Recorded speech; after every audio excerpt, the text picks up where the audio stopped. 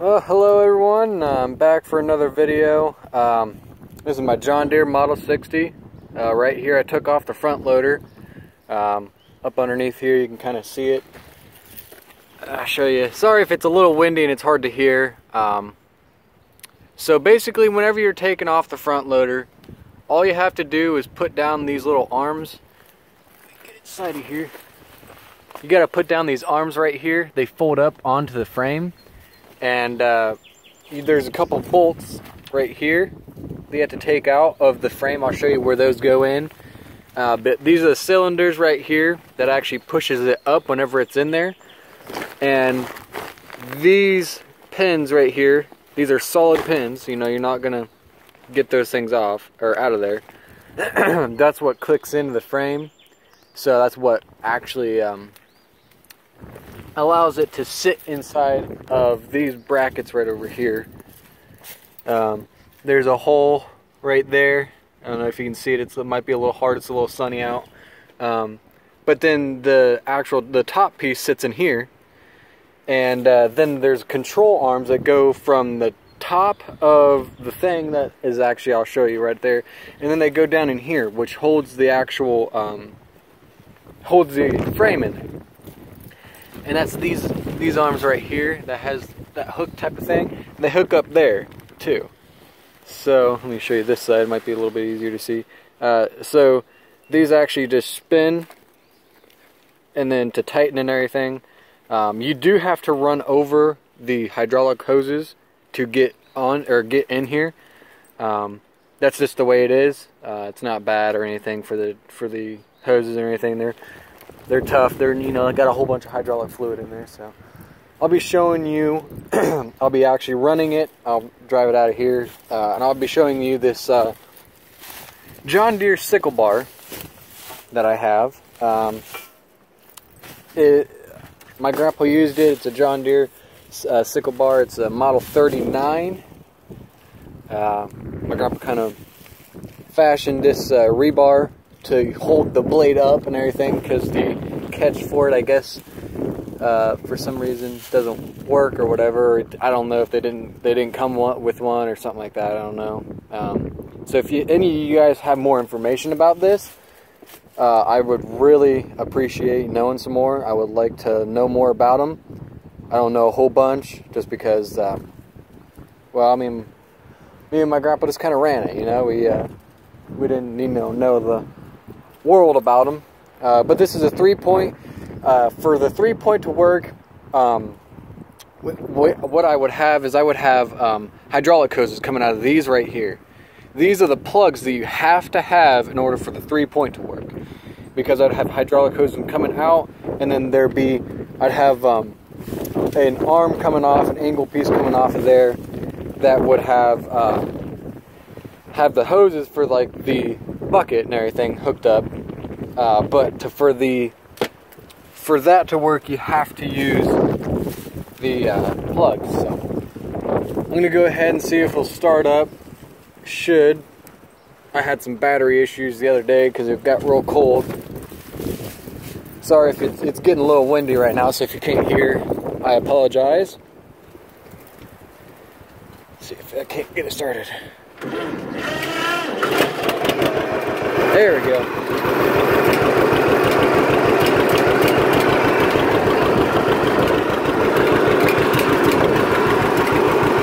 Alright, so I'm going to raise it up, and whenever you raise it up, this is the arm right here to control it. If you can see it, it's just right by the seat. Pull it forward to make it go up. There it goes. And it can come all the way up. I think that's pretty much all the way it's going to go. And then to let it down, of course, you let it, you know, you bring it back. So I'm going to go ahead and get it to an area where I can kind of work with it. Let me get my other glove on real quick. Sorry if it's a little loud.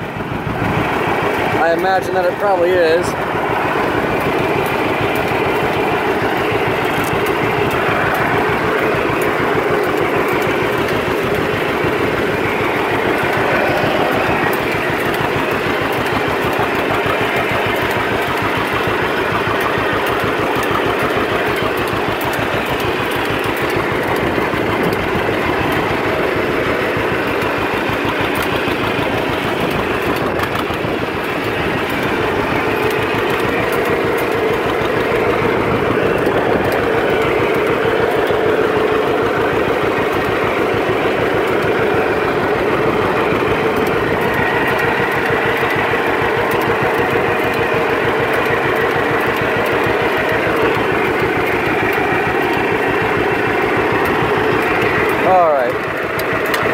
good.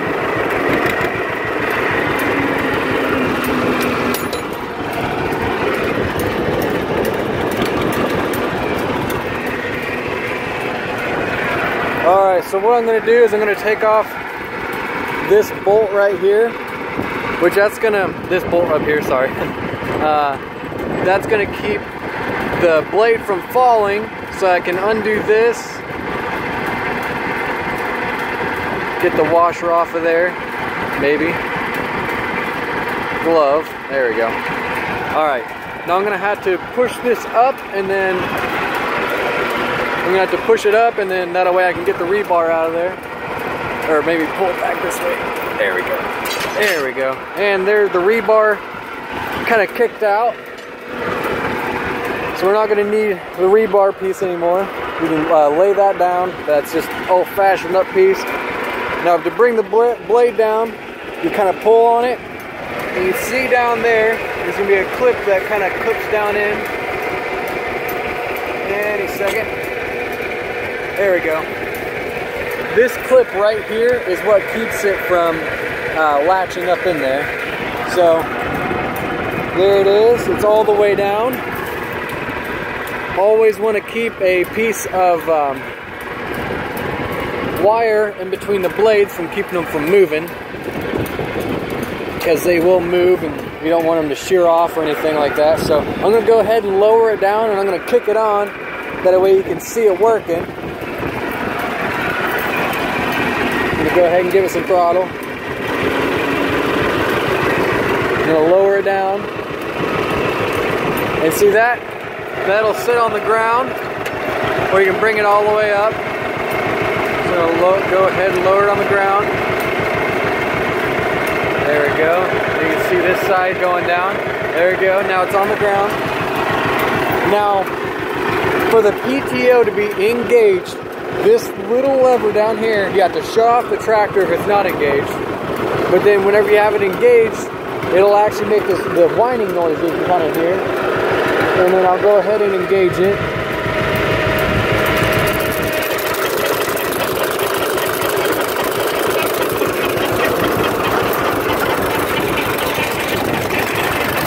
So what you can see right here is a PTO shaft is powering this, that is moving the belt around, and that has a counterweight that's moving the bar.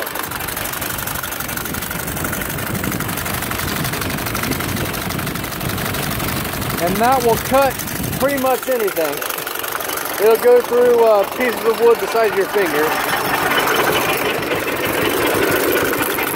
So whenever you just want to disengage it, you just push it down. And this thing actually does have, I'll show you. This is a wooden clutch almost. That way, if the blades get binded up in any way, instead of shearing the blade off and causing a bunch of damage, this piece of wood will just break. Probably the best safety feature that it ever came with, just to keep it from breaking off, you know?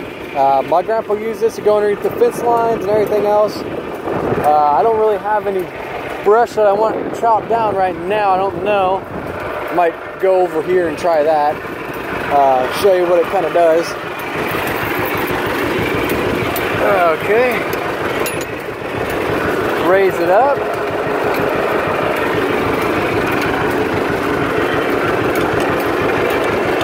There we go. Kind of go around.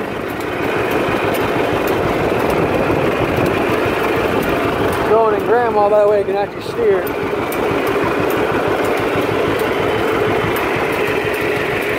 We'll go back around here. There we go. Look at that. Almost turns on a dime. Bringing that arm around. Alright. Let me just go ahead and stop her. Bring her forward. Alright. Raise it. Lower her. There we go. Come on. There we go. Bring her down right about there. Let's go ahead and start her up. Bring her down just a little bit more. There we go. Let's go ahead and go in.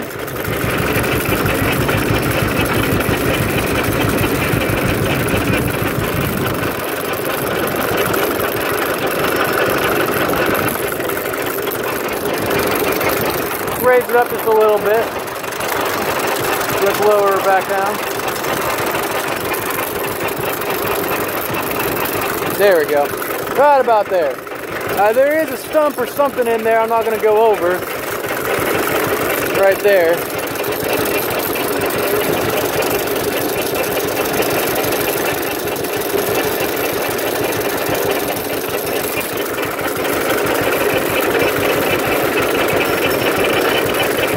It's not going to go through that tree.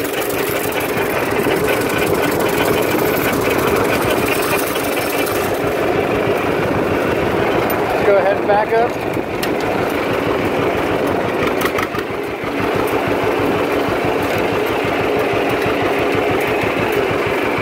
All right.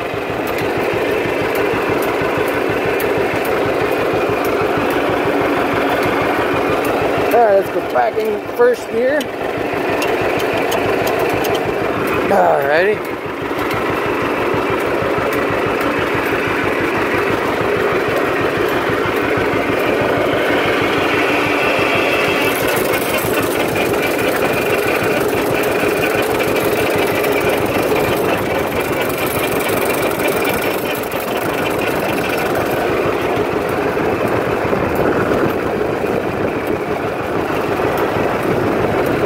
Let's keep on going forward.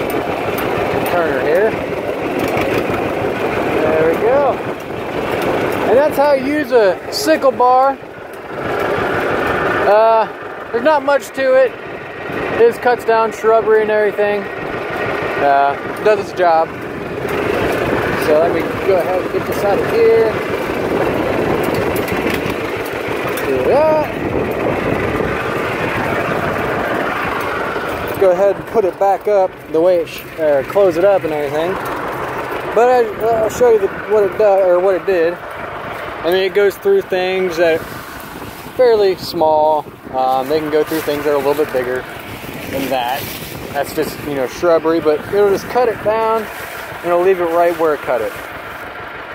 It's a really good mower for, or bar for going through fence lines. That's typically what they'd be used for. You got a lot of fence line that you don't want to have to spray. Instead, you can cut it down. That's what you would use. Go ahead and stick this bar in here. Set it down. Close these things up. You gotta grab it up here, and you gotta click this lever. Back.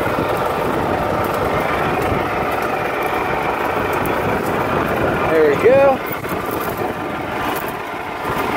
Sorry if I had a funky camera angle. I'm trying to do this one-handed. Alright, well, there we go.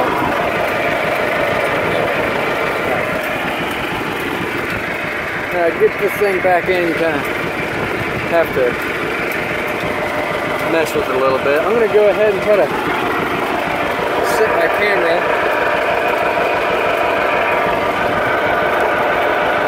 There you go. Hopefully you guys can see. There you go. Let's see. Then you got to put your bolt back on.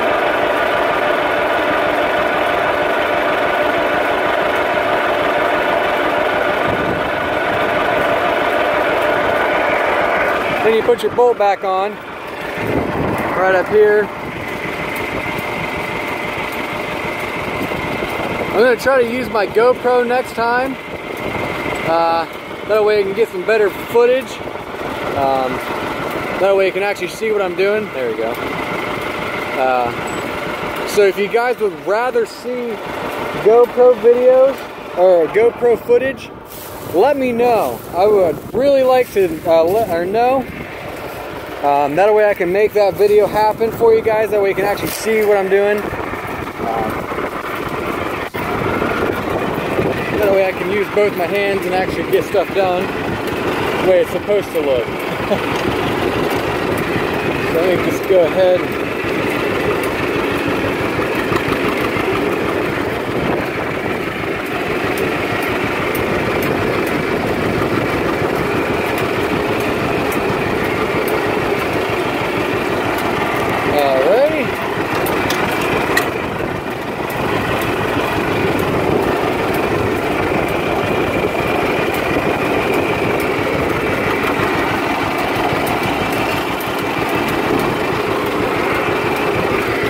It's real hard to focus on 2 or 4 things at once. You know what I mean? There we go. I'll try to do it this way.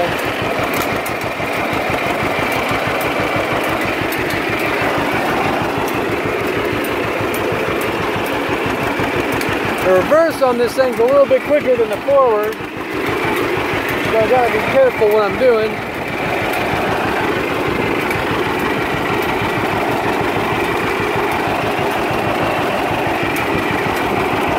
I'm gonna go ahead and end the video here. I'm just gonna back it back in a spot.